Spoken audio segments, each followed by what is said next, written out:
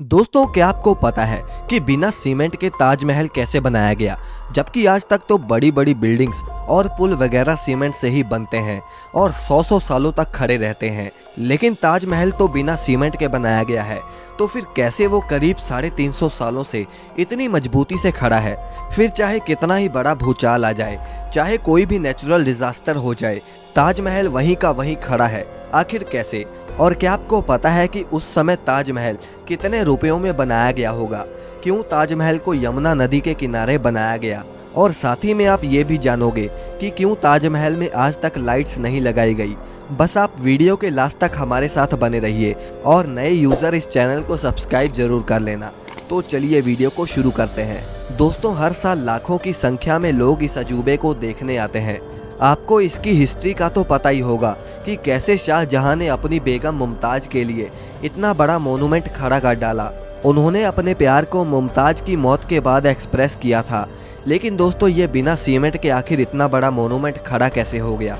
जबकि सीमेंट का आविष्कार 1824 में एस्परिन नाम के एक इंटेलिजेंट इंसान ने किया था, जो कि इंग्लैंड में रहते थे, और इन्होंने ही दुनिया का सबसे पहला सीमेंट का कंपनी बनाया, जिसका नाम था पोर्टलैंड सीमेंट। और ताजमहल का कंस्ट्रक्शन 1631 में शुरू हुआ और 1648 में जाकर ख़त्म हुआ, लेकिन बिना सीमेंट के ही ये खड़ा हो चुका था, जिसे आज तक एक भी खरोच नहीं आई। दरअसल सीमेंट के इन्वेंशन से पहले आर्किटेक्ट एक खास तरह के पेस्ट का इस्तेमाल करते थे, जिसमें बहुत अजीब अजीब चीज़ें होती थी। और अगर ताजमहल के कंस्ट्रक्शन की बात करें तो इसमें बहुत सारे सेमी प्रीशियस स्टोन्स जैसे कि अकीक, येमेनाइट, फिरोज़ा, लजवाड, मूंगा, सुलेमानी, लहसानिया, तमरा, ये सब पत्थर यूज़ होते थे, जो कि बहुत ही रेयर स्टोन्स थे। और ये उस समय Russia, Rajasthan, Uzbekistan, Iran, Israel, इन सब तरह के दुनिया भर के अलग अलग देशों से मंगाए गए थे। इसमें कुछ अल्ट्रा रेयर स्टोन्स भी यूज़ हुए थे, जैसे कि तिलाई, पाई-जहार, अजूबा, नखोड़, जो कि इतने रेयर हैं कि पता नहीं शाहजहां ने इन्हें कैसे अरेंज किया होगा।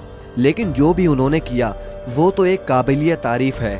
और तो और जो सीक्रेट पेस्ट ताजमहल को बनाने में इस्तेमाल होता था, उसमें गुड़, बतासा, बेलगरी का पानी जैसी और भी बहुत सारी चीज़ों को डालकर पेस्ट बनाया जाता था। और ये पेस्ट सीमेंट जितना ही स्ट्रॉन्ग होता था। दोस्तों, जहां बुर्ज खलीफा की नींव बड़े बड़े स्टील के पाइप से रखी गई, वहीं ताजमहल की नींव लकड़ियों से रखी गई थी। अब आप कहीं ये तो नहीं सोच रहे कि भला लकड़ी की नींव 370 साल से कैसे चल रही है? दरअसल इसमें सबसे बड़ा रोल यमुना नदी का है। यमुना सिर्फ ताजमहल को अच्छा व्यू ही नहीं देती, बल्कि अगर यमुना नदी ना रहे तो ताजमहल गिर भी सकता है। इसमें होता यह है कि पहले के इंटेलिजेंट लोगों ने इसमें ऐसी लकड़ी का इस्तेमाल किया जिसमें चाहे जितना भी पानी लगता रहे, वो लकड़ियाँ और भी स्ट्रॉन्ग होती चली जाएंगी, वरना बाकी लकड़ियाँ नमी की वजह से ख़राब हो जाती हैं। और यही वजह है कि ताजमहल के खड़ा रहने में यमुना नदी का बहुत बड़ा हाथ है। और अगर यमुना नदी सूख गई तो ताजमहल भी उसके बिना खड़ा नहीं रह पाएगा। अब दोस्तों, आपने देखा होगा कि ताजमहल के आसपास के चारों मीनार एक दूसरे से परपेंडिकुलर खड़े नहीं हैं। मतलब ये कि वो स्ट्रेट नहीं खड़े हैं, और ऐसा भी जानबूझकर किया गया था।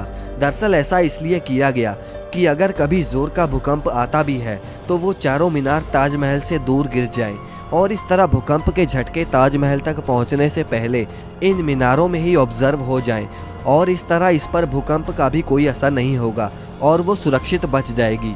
अब दोस्तों, बात करते हैं कि ताजमहल को आखिर उस समय बनाने में कितना खर्चा आया होगा।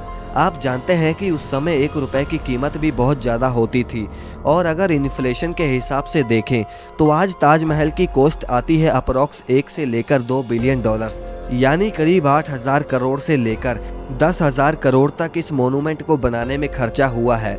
अब दोस्तों, ताजमहल में लाइट क्यों नहीं लगाई गई, क्या आप जानते हैं? दरअसल ताजमहल का सफ़ेद रंग लाइट को सबसे ज़्यादा रिफ्लेक्ट करता है, और इसीलिए अगर रात के समय ताजमहल पर लाइट्स लगा दी गई तो ताजमहल के पत्थर लाइट को रिफ्लेक्ट करेंगे, और साथ ही में ताजमहल भी काफ़ी ज़्यादा चमकेगा, जिससे आसपास के कीड़े मकोड़े उस पर आके चिपकेंगे और ताजमहल के पत्थर को भी नुकसान पहुंचाएंगे। और यही वजह है कि आज तक ताजमहल पर लाइट्स नहीं लगी। दोस्तों, वीडियो अगर पसंद आए तो इसे लाइक करके चैनल को सब्सक्राइब करना ना भूलें।